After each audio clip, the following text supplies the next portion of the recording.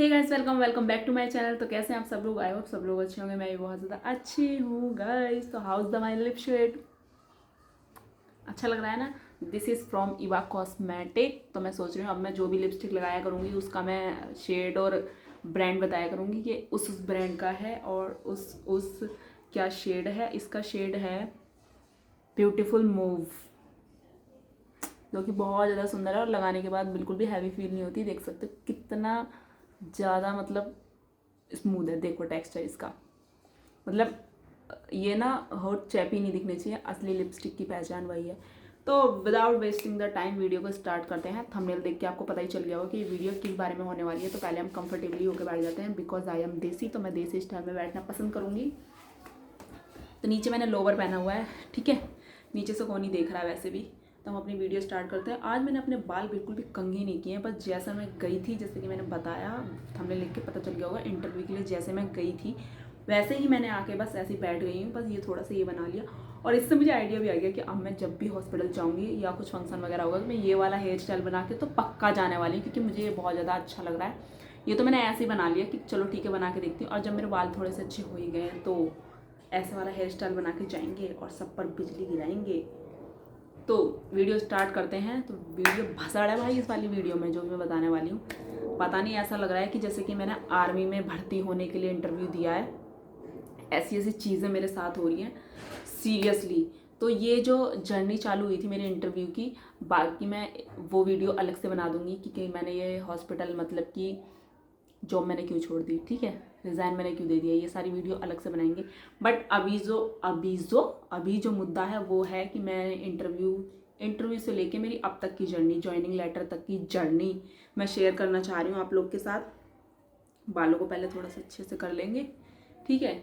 तो ये बात है फरवरी 2 फरवरी 2 से 3 फरवरी की, मुझे डेट भी याद नहीं है।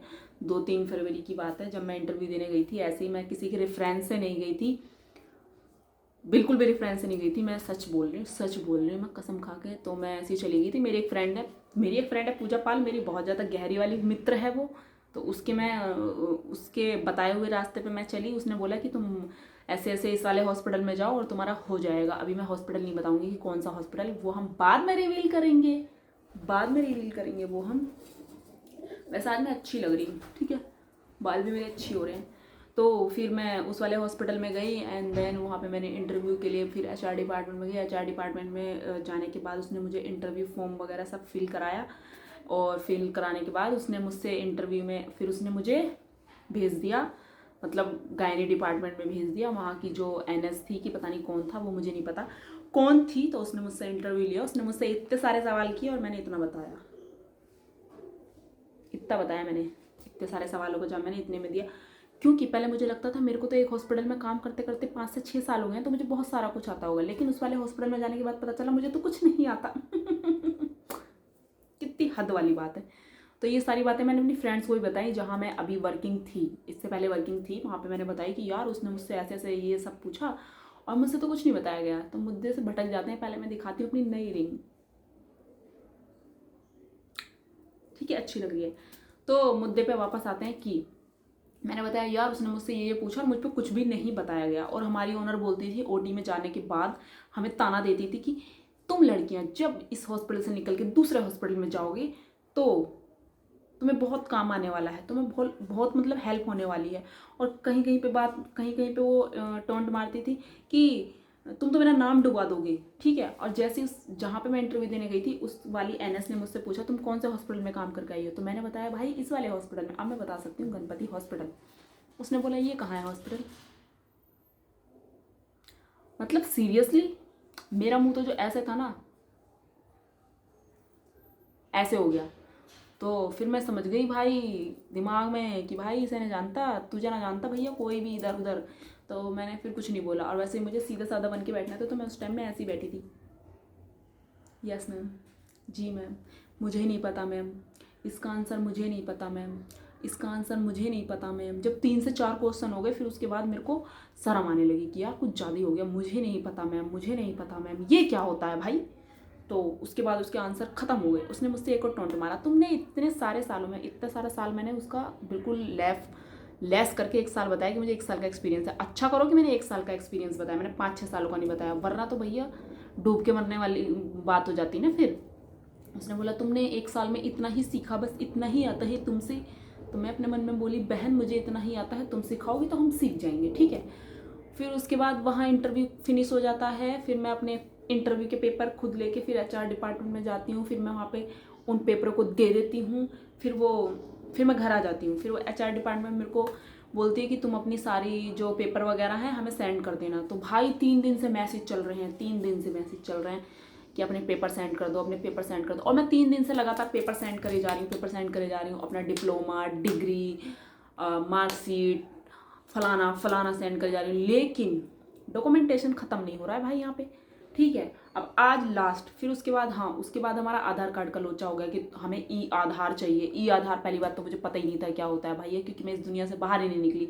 अब पता चला इस दुनिया से बाहर निकलने के बाद आधार भी होता है। फिर आधार में मैंने साइबर कैफे से आधार निकलवाया। फिर आधार आज मैंने उसे अपलोड किया। फिर आज उसने देखा, फिर हमने उसे पासवर्ड दिया।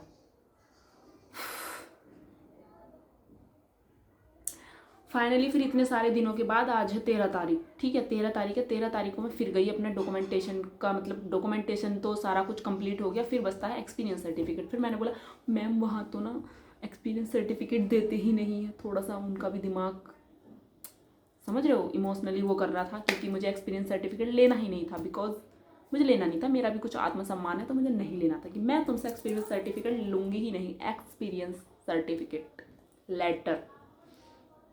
उसके बाद वो मेरी बात मान गई। उसने बोला अच्छा ठीक है नहीं दे रहे। मैंने कहा हाँ मैम वहाँ नहीं दे रहे हैं, ठीक है। वहाँ पे जाने के बाद फिर मेरा आया हेल्थ चेकअप। तो यहाँ पे मेरे को फील हो रहा था कि भाई मैं तो कोई आर्मी में ना मैं कोई पुलिस में जा रही हूँ कि जो मेरा ये फिजिकली चेकअप कर रहे हैं कि क्या ही हो रहा है ये। फिर मैं गई लैब में, मैंने अपने ब्लड टेस्ट दिए, मैंने अपना यूरिन का भी टेस्ट दिया। अब पता नहीं उसमें क्या होगा क्या नहीं। वो सारा देने के बाद फिर रिसेप्शन पे फालतू आधा घंटा मेरे को लगा दिया, आधा का 1 घंटा लगा दिया कि आपकी 0 पेमेंट की स्लिप नहीं बन पा रही है। Because I am pre employee, तो मेरे को मतलब मेरा चार्ज नहीं लगना था। वैसे तो 1500 के टेस्ट हो रहे थे, बस उन्हें 0 स्लिप का करना था, जैसे तैसे उनके पोर्टल पे नहीं आ रहा था 0 बैलेंस का। फिर मेरा ब्लड टेस्ट हुआ फाइनली। तो मुझे लगा भाई आज तो ये बोल देगी कि ठीक है अब उस दिन से तुम्हारी ज्वाइनिंग, कि वैसे मेरा ज्वाइनिंग लेटर आ चुका है, वो कब का आ चुका है वो मैं बाद में बताऊंगी, ठीक है। तो ज्वाइनिंग लेटर भी मेरा उन्होंने सेंड कर दिया। उसने बोला ठीक है। अब मैं मतलब ऐसा सोच रही थी कि मेरा भाई ज्वाइनिंग लेटर तो आ गया है, अब ब्लड टेस्ट होने के बाद, ये सब होने के बाद अब ये मुझे बोलेगी कि अब तुम जा सकते हो। तो मैं खुश, मैं नीचे गई बताने के लिए मैम मेरा क्या बोलते हैं, मैंने सैम्पलिंग करा दी है, सब कुछ हो गया है, क्या मैं जा सकती हूँ। उसने बोला नहीं रुको अभी। फिर मैंने सोचा भाई कुछ रह गया, फिर से कुछ रह गया है, धक्के खाने पड़ेंगे अभी जॉब के लिए। फिर उसके बाद भाई मैं गई, उसने मेरे को बोला आ जाओ रूम में और रूम का दरवाज़ा खोल दो। सब बंद करने के लिए बोलते हैं। उन मैम ने बोला रूम का दरवाज़ा खोल दो। तो मैंने रूम का दरवाज़ा खोला और वो रूम का दरवाज़ा फिर बंद हो गया। फिर उस मैम ने ये वाला रिएक्शन दिया। फिर मैं भी सॉरी मैम, रूम का दरवाज़ा मैंने फिर से खोला। फिर से खोलने के बाद फिर उन्होंने मुझसे बोला इतना मोटा फॉर्म का मैं लेके बैठी हूँ, मैं दिखाऊंगी भाई। ये सारे फॉर्म मुझे फिल करने हैं, ये सारे फॉर्म। तो भाई ये 20 से 25 फॉर्म होंगे, ये मुझे फिल करने हैं। और वो मुझे समझाई जा रही थी, यहाँ पे ये लिखना है, यहाँ पे ये लिखना है, यहाँ पे ये फिल करना है, यहाँ पे ये फिल करना है, यहाँ पे ये फिल करना है, यहाँ पे ये फिल करना।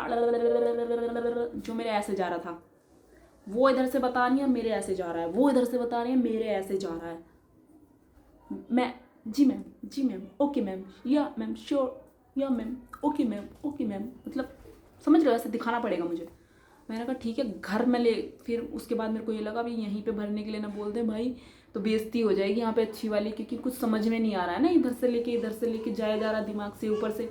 फिर मैंने कहा मैम तो मैं बाहर जाके भर लूँ। उन्होंने बोला नहीं जिस दिन ज्वाइनिंग है उस दिन ये फॉर्म लेके आना भर के। मैंने इतनी लंबी सांस ली बाहर आने के बाद कि फाइनली मैं इसको घर पे लेके जाऊंगी। ये सब अब हस्बैंड के साथ भर के हस्बैंड के साथ इसको भरेंगे और फिर ज्वाइनिंग वाले दिन देखेंगे। ज्वाइनिंग तो जिस तरह से हो ही जाएगी, हो ही गई ज्वाइनिंग मान लो। और फिर इसमें PF वगैरह पता नहीं क्या। तो फाइनली गाइस तू कहाँ गिर रही है, मातम मुझे मनाना चाहिए, यहाँ मेरी हालत ख़राब कर दी। तो फाइनली ज्वाइनिंग हो चुकी है, ज्वाइनिंग लेटर भी आ चुका है। अब बस ज्वाइनिंग वाले दिन जाऊंगी, जो मेरा फर्स्ट डे रहेगा ज्वाइनिंग का, उस दिन मुझे ड्रेस कोड वगैरह सब मिल जाएगा। अब देखते हैं वहाँ पे ड्यूटी का मेरा फर्स्ट डे कैसा रहता है। बाय द वे मैं उस दिन का भी व्लॉग बनाने वाले ड्यूटी का फर्स्ट डे। वैसे नया नया हॉस्पिटल है तो पता नहीं क्या ही करूँगी मैं। और वहाँ पे मुझे एक मेरी सिस्टर भी मिल गई जानने वाली, जो अभी रिसेंट हॉस्पिटल में मैंने वर्किंग थी उसमें वो काम करके जा चुकी हैं 5-6 साल पहले, वो भी मिल गई। तो मुझे बहुत ज़्यादा अच्छा लगा। मैंने कहा अरे यार ये सिस्टर भी यही है, अब तो मज़ा ही आ गया। अब खाली टाइम में इनसे बतला लिया करूँगी, लेकिन वो भी थोड़ी सी ठीक है, अपने अपने काम में सब बिजी रहते हैं तो मैं उन्हें परेशान नहीं कर सकती। सो यही थी मेरी जर्नी भाई। अब मुझे पता चला किसी भी प्रोफेशनल उसमें घुसते हो ना आप, प्रोफेशनल क्या बोलते हैं उसे, प्रोफेशनल लाइन मान लो, याद आएगा तो बता दूँगी। प्रोफेशनल लाइन में अगर तुम घुसते हो तो उसके बहुत चौंचले हैं, बहुत सारे चौंचले हैं भाई साहब। सच में ब्लड ग्रुप बताओ, ये बताओ, वो बताओ, कोई बीमारी तो नहीं है लंबी, कुछ भी चल रहा है भाई एक ड्यूटी के लिए। बताओ हमने पढ़ाई करी है, हमसे ही इतना सारा कुछ पूछा जा रहा है। अरे भाई तुम बताओ ना, तुम्हें कोई बीमारी तो नहीं है, तुम्हारे हॉस्पिटल में हमारे हैं, तुमने हमें बीमार कर दिया तो फिर तुम क्या करोगे भाई, क्या करोगे। तो मेरे दिमाग में ये सारी चीज़ें चल रही थी, हमसे ये क्यों पूछी जा रहा है, बल्कि हमें पूछना चाहिए कि तुम्हें कोई बीमारी तो नहीं है। खैर छोड़ो, सारा काम कुल मिला के ये है कि सब कुछ अच्छा हो गया। तो मेरे साथ ये हुआ, और जो मुझे शेयर करना था कि मैं शेयर करूं अपनी जर्नी। अब वैसे ही मैं 3-4 दिन घर पे रहने वाली हूँ, तो मैं सोच रही हूँ 3-4 दिन में वीडियो लगातार धार पोस्ट करूँ, नए नए कंटेंट बना के। और सो या गाइस, यही था मेरा ब्लॉग आज का, और यही था आज का भाषण। सो या टेक केयर, बाय बाय। और मेरी रिंग कैसी लग रही है, मेरे हेयर कैसे लग रहे हैं, मेरी लिपस्टिक कैसी लग रही है, सुंदर लग रही है वैसे मैं आज। बाय।